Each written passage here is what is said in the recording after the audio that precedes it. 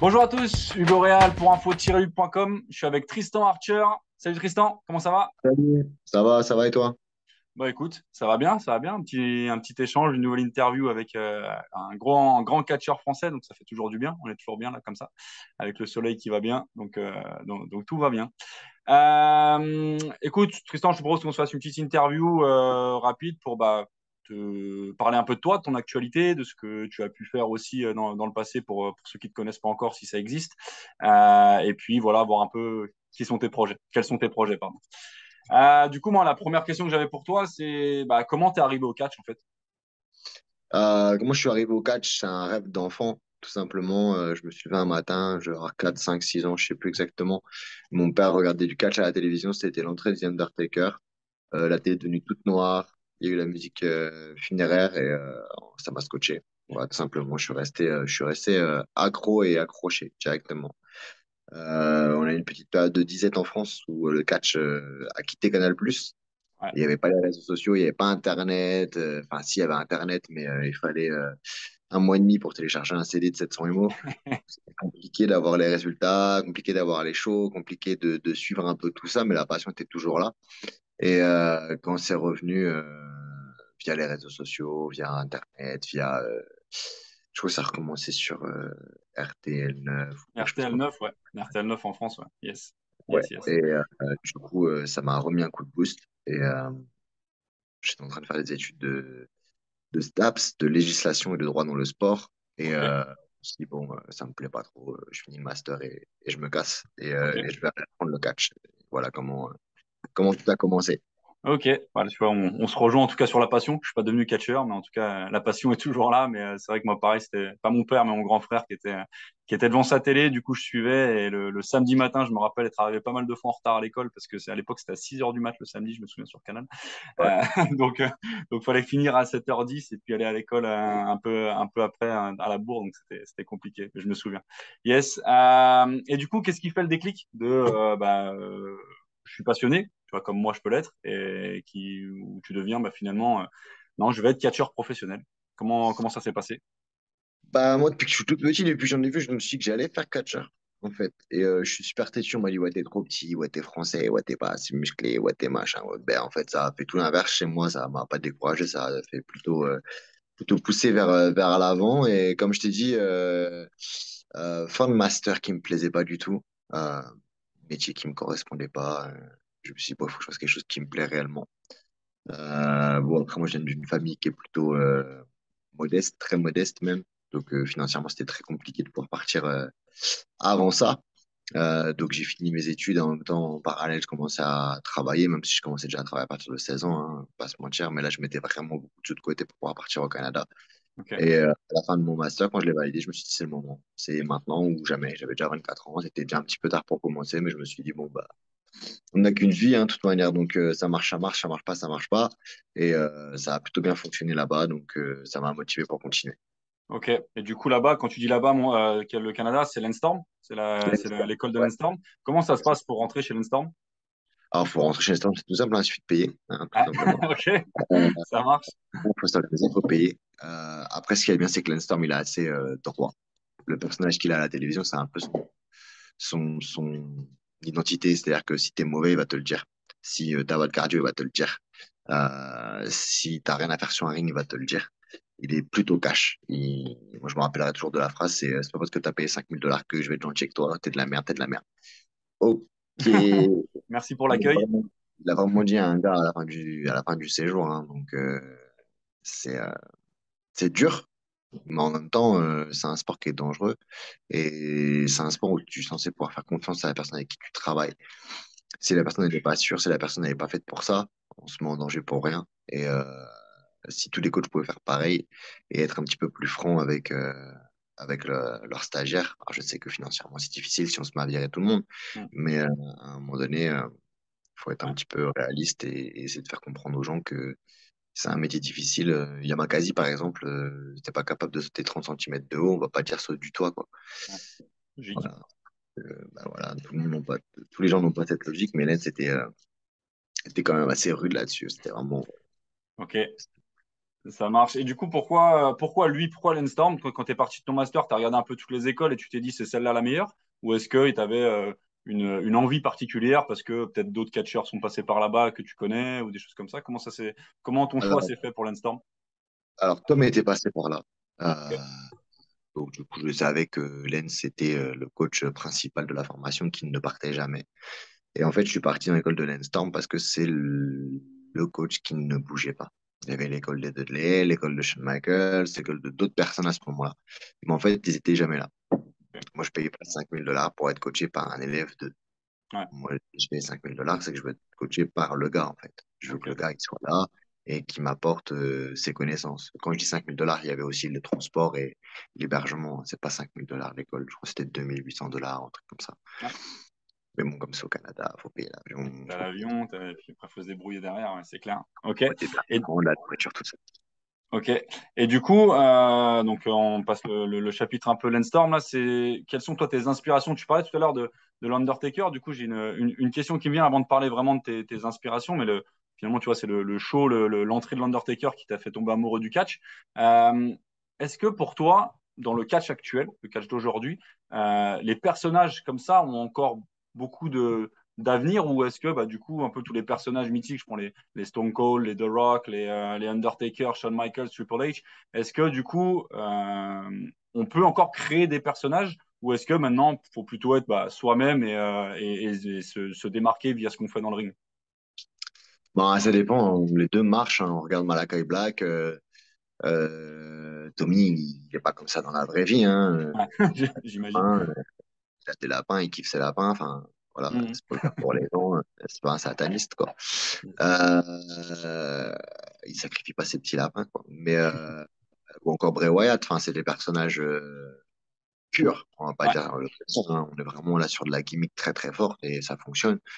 Il y a des problèmes créatifs, je pense à la WWE par rapport à leur personnage, c'était un peu plus compliqué à gérer que prévu, ou je ne sais pas, mais on voit ce que fait Malakai Black à la AEW, ça fonctionne très bien. Après, ouais, avant qu'il parte, ça fonctionnait très très bien. Enfin, la cote de popularité a été très présente. Taker, ça fonctionne toujours. mhm. Alors que Undertaker, c'est ouais. plus du tout la génération et le mec il apparaît une fois tous les 5 ans sur les shows et pourtant ça fonctionne. Donc je pense qu'il y a toujours cet équilibre entre gimmick et talent in-ring qui fait que ça fonctionne plutôt pas mal, hein. On va pas Ok. se mentir. Je pense qu'il faut tout de toute manière pour plaire aux gens. Et donc, ils sont toujours sur le côté gimmick et donc sur le côté super technique. Euh, Moi, j'aime les deux, donc c'est pas dérangeant. Ok, ok, ça marche. Et justement, toi, si tu dois décrire un peu ta gimmick sur le ring, là, pour ceux qui t'ont pas forcément vu catcher, je pense notamment à nos auditeurs un peu de Montréal. Alors, ils t'ont vu un petit peu sur le passage WWE, etc. Mais en live, tu es plutôt sur l'Europe actuellement. Ouais. Est-ce que tu peux leur décrire un petit peu, toi, ta gimmick, comment tu es sur le ring? Alors là, en ce moment-là, en Allemagne, je suis le catcheur le plus intelligent du monde. Voilà. En gros, je me sers des règles pour prendre l'avantage sur mes adversaires allemands. Généralement, ils sont pas très contents par rapport à ça. Et dernièrement, par exemple, j'ai profité que l'arbitre ait le dos tourné pour saisir le pied de l'adversaire et me le carrer moi-même entre les jambes. Donc, du Ok. coup, quand l'arbitre s'est tourné, il a été obligé de disqualifier mon adversaire puisque cet enfoiré m'avait frappé dans les testicules. Dans les Donc, parties. clairement, voilà, c'est un peu le personnage actuel. Une fois que j'arrive à prendre le dessus en trichant, je deviens super agressif, arrogant. Et, Ok. voilà, Donc, du quoi. coup, le côté STAPS, droit du sport, ça t'a servi pour connaître les règles correctement pour la gimmick. Exactement. Yes, Exactement. Chaque règle. En vrai, ça Jonathan marche. Gresham, par exemple, je lui ai défait son lacet pendant le match. La règle veut que son lacet de chaussure soit fait. Il s'est arrêté pour refaire son lacet. J'en ai profité pour lui donner une droite. Eh oui, bien évidemment. Joli, joli, bien vu. Eh oui. Ça marche. Et du coup, on parlait tout à l'heure donc pas de ton passage WWE. Qu'est-ce que tu retiens de ce passage-là? C'était plutôt cool. Moi, j'aime bien ce qui est très carré, très organisé. J'ai fait un bac S, j'adore les mathématiques. Et j'aime vraiment. C'est pour ça aussi que j'aime aussi beaucoup le catch et peut-être pour ça que j'arrive à aller aussi loin sur le circuit européen Indy, c'est que tout est très, très, très, très lié aux mathématiques dans le catch. Il faut courir au milieu, il faut respecter les diagonales, il y a un nombre de pas. Enfin, c'est hyper méga codifié et c'est vraiment quelque chose qui a tout de suite fait clic dans mon esprit.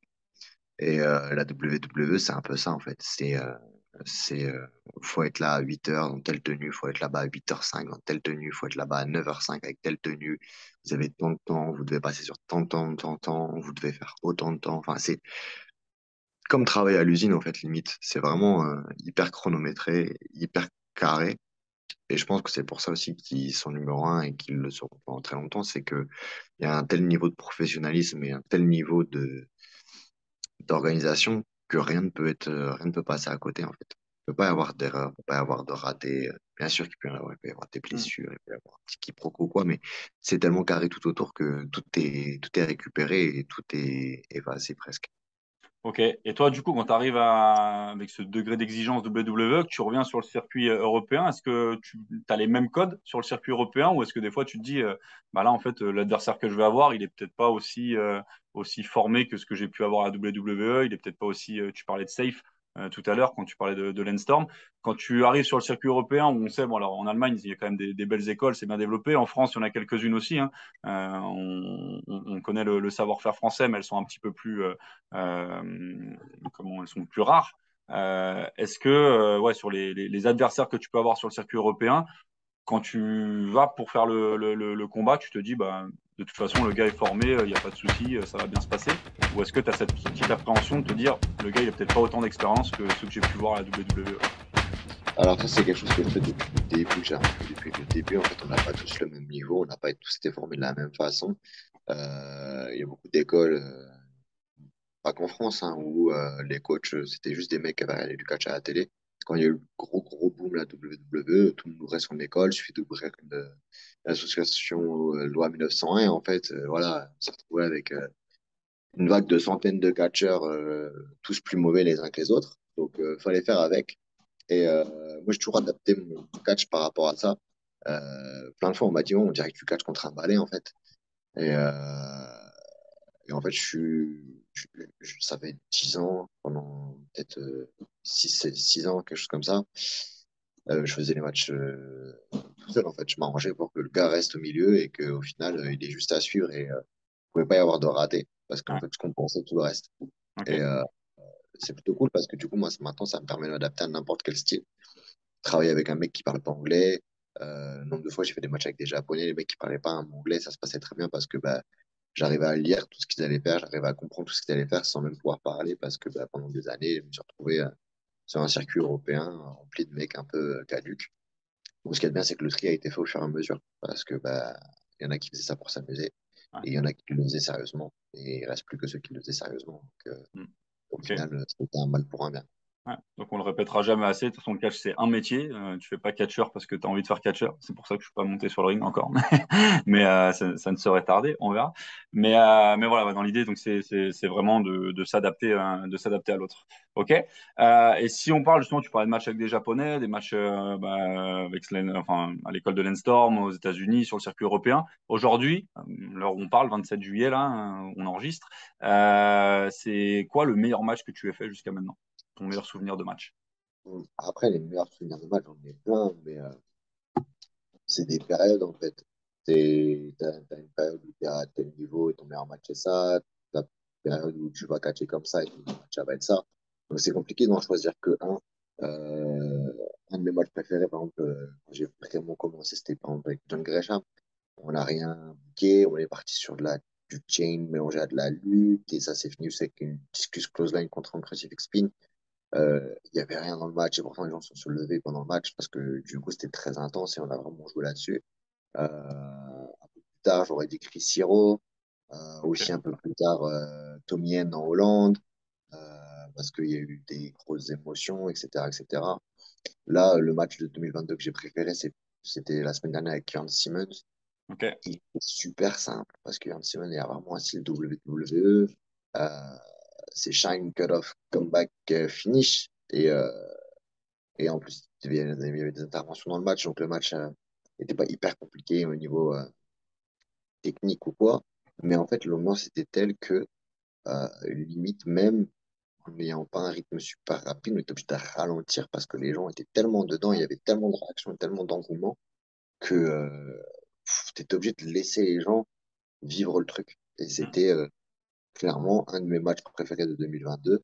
Alors que moi, je suis plutôt dans la technique, quand c'est un peu speed, quand ça enchaîne bien, quand il y a des réactions de oh, c'est quoi ça, quoi. Enfin, c'est vraiment. Et là, j'étais vraiment sur un match beaucoup plus simple, on va dire au niveau de la réalisation, mais qui a reçu une réaction du public qui était juste. J'ai Ouais. jamais vu ça. En En fait, Allemagne, j'avais jamais vu ça. ce qui crée tes souvenirs, c'est surtout le feedback de la foule, en fait, ce que la foule te donne derrière. Forcément, vous, votre rôle, c'est aussi ça, hein, en tant que catcheur, c'est de créer le spectacle, de faire le show. Et parfois, bah, c'est pas faire un moonsault de 5 mètres de haut, mais c'est simplement de réussir à interagir avec eux et de leur donner ce qu'ils ont envie d'avoir, quoi.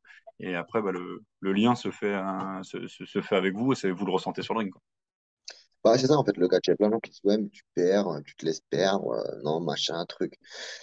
Ce qu'ils comprennent pas, c'est qu'en fait, le catch, on gagne que quand on arrive à avoir des réactions du public. Tu peux être le mec le plus athlétique du monde, tu peux faire 5 saltos arrière, machin, truc. Si tu as zéro réaction, Mm. si les gens ne réagissent pas, si les gens n'applaudissent pas, ne te huent pas, ne repartent pas la boule au ventre, ne pleurent pas, ou peu importe, t'as rien gagné du tout, en fait. Mm.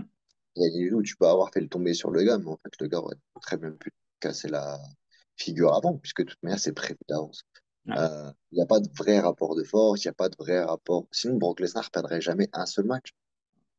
On va pas se mentir. La WWE, c'est le mec le plus legit possible. Même Riddle. C'est Riddle, clair. il fait que jobber, mais tu mets Riddle Roman Reigns dans un vrai match, je suis pas sûr que Roman Reigns s'en Ok. sorte. Pourtant, physiquement, il est plus costaud. Mais Riddle, il Mm. a le passé de MMA, il a les entraînements spécifiques. Roman Reigns, son seul Mm. passé sportif, c'est d'avoir été footballeur américain. Alors C'est ouais, ça. ça fait quand même costaud. Mais Mm. techniquement, s'il se fait attraper en guillotine par Riddle, je suis pas convaincu qu'il s'en sorte. Ouais. Ouais, et puis après, c'est le côté charisme. On en revient aussi un petit peu à la gimmick, les interactions avec la foule. C'est aussi là que tu les crées en vendant le personnage plus que l'athlète. C'est ça. Et puis après, l'athlète, tu le retrouves sur le ring, tu l'auras. Mais c'est vrai que, enfin, de l'expérience de fan un petit peu que j'ai, c'est que voilà, les shows où je suis allé, bah, c'est pas toujours la vedette qui a attendu avant le show qui vole le show, hein. On a l'habitude. Tu parlais de Shawn Michaels tout à l'heure. Bah, voilà, on l'appelait, je sais plus Chose le show stylée. killer ou le showstopper. Enfin bref, un petit peu tous les shows comme ça. C'est que bah, à partir du moment où il est là, et on l'a vu à WrestleMania avec le match contre l'Undertaker le premier, où bah, c'était pas le main event, mais la foule est restée sur ce match-là parce que c'était le match de l'année dans tout ce qu'ils ont donné, quoi. Et, Ouais. et voilà, c'est là-dessus où c'est la beauté du catch, c'est que c'est pas forcément les plus gros, les plus costauds ou les plus athlétiques qui marquent les spectateurs. Ok. Et du coup, si je devais te demander ton dream match, alors je vais te compliquer un peu la tâche. Je vais te dire vivant ou mort ou plus en activité. T'aurais aimé lutter qui? T'aurais fait Euh, catcher contre euh, qui? Mort, Eddie ou Benoît, même s'il y a des gens qui vont dire ouais, Benoît, patati patata. Mais et vivant, Brian. Daniel Bryan. Ok, ok. Donc c'est toujours possible, c'est dans les plans. Et du coup, c'est la dernière question que je vais te poser. C'est quoi la suite pour Tristan? Bah, la suite, là, je devais partir aux États-Unis cet été, mais le problème, c'est que j'ai gagné le. Enfin, c'est pas un problème, hein, mais j'ai gagné la ceinture de la WXW. Du coup, j'ai eu des petits. Comment on appelle ça? Je sais pas comment on appelle ça. Des bookings Ouais, obligatoires, on va dire, en Europe. Voilà, donc du coup, je reste ici. Mais l'année prochaine, je pense que je referai un dernier trip en tant que catcheur aux États-Unis. Je vais essayer d'organiser ça correctement. Tenter pourquoi pas à W Dark si ça existe encore à ce moment-là. Pourquoi pas, au moins où j'aurais tenté ma chance. Parce qu'à un moment donné, j'étais en train de parler avec Gresham, mais je pense qu'il y aurait eu moyen de faire un truc avec ok. avec Ring of Honor, mais bon, Ring of Honor, ça a fermé depuis, ça a été racheté Par Tony par Khan. la WWE. Ouais. Ouais. Yes. Euh, on verra le moment venu, on sait jamais. Non, le but du jeu pour moi maintenant, c'est de continuer à catcher comme je le fais là, c'est-à-dire une, deux, trois fois par semaine, voilà, jusqu'à temps que j'en puisse plus. Donc, pour l'instant, ça va. Mois de juillet, mois d'août va être compliqué, mois de septembre va être encore plus compliqué, et mois d'octobre va être une catastrophe. Je pense que Ok. décembre, je vais me reposer comme je me suis rarement reposé. Ok. C'est très, très, très chargé. Le coronavirus est enfin derrière nous, je pense, et du coup, là, les gens organisent énormément de choses et c'est cool. Et c'est cool parce que les fans reviennent, les shows sont de bonne qualité, les catcheurs qui sont passés à travers le Covid, c'est ceux qu'on avait vraiment le plus dans le ventre et du coup, on se retrouve qu'avec des gens de qualité sur le ring et c'est vraiment super chouette, quoi. C'est vraiment un bon moment de catch là pour moi. Ok, bon bah que du bon à venir pour toi, enfin pas pour ton corps a priori, mais pour toi. En tout cas, c'est cool, tu vas pouvoir catcher, tu vas pouvoir être là. Et voilà, on le sait, hein, de toute façon, l'instrument principal du catcheur, c'est quand même son corps, donc à préserver quand même pour avoir de la longévité, pardon. Tristan, moi je vais te remercier déjà pour les fans d'Infolute. Et puis pour ce temps on a pu échanger. Juste, moi j'ai une petite dernière anecdote pour toi, je sais pas si tu es au courant, mais tu as commencé quoi, 2009 ou 2010 à catcher? 2009, Lens, c'est le premier match 2010. Et 2010, moi, j'étais au Fan Festival de Mézières-les-Messes, organisé par Denis Francesquin. Je sais pas si tu t'en rappelles. Ouais, ouais, je m'en Et, rappelle. et j'étais là et je me souviens que tu avais gagné la bataille royale, si je dis pas de Ouais, bêtises. c'est Sachant ça. que bon, moi j'avais vu un petit truc à ce moment-là qui était chaud sur le ring, mais bon, il n'y avait pas les caméras, donc c'est pas grave. Moi, j'en dis pas plus, tu vas savoir de quoi je parle. Je me rappelle très bien, je me rappelle très bien. Mais tu vois, tu avais déjà cette gimmick d'intelligent, d'intelligent sur le ring, donc c'est bon. Et du coup, bah, on n'avait pas pu échanger parce qu'à ce moment-là, j'étais venu interviewer un petit peu Dave Avery, Jean Brassard, Raymond Rougeau, Il y a etc. tout ça, il y avait du gros monde. Il y avait pas mal de monde ouais, là-dessus. Et puis, bah, du coup, content de pouvoir faire cet échange-là et enfin faire une interview jusqu'à en faire une en vrai sur éventuellement un show Infolute qui pourrait arriver sur 2024. Ça, on spoil pas tout, Petite mais anecdote sur ce show-là. Je devais pas gagner la bataille royale, mais Sylvain Grenier a dit aux organisateurs de N4, parce que c'est N4 qui organisait le ouais, show en même temps, que s'il voulait me build up moi, et que j'étais le seul de toute manière qu'il fallait build up à ses yeux, je devais gagner la bataille royale, je devais être leur Hulk Hogan, je sais pas quoi, et du coup ils ont changé de décision et ils m'ont fait gagner la bataille royale. ok. Bon, bah, Euh, merci Sylvain Grenier pour la reco et puis pour ouais, pas de soucis, l'analyse. vraiment Yes. chouette. Ok, bon, bah, c'est top, c'est top. Eh ben, écoute, merci Tristan, je te prends pas plus de temps, merci à toi et on se voit très vite sur les antennes d'info-rude.com. Ouais, et puis peut-être en 2024, on tease encore un petit peu le. Ouais, ouais, 2024, bah, on est encore sur les prémices, on ne veut pas tout dévoiler, mais on est en train de monter quelque chose d'assez gros. Teasons, Euh, teasons. donc, il y aura Paris 2024, mais il y aura Lyon 2024 pour info-rude.com, vous verrez. Ce sera du grand show, pas de souci. Voilà. Allez, à bientôt et restez branchés. Salut tout le monde.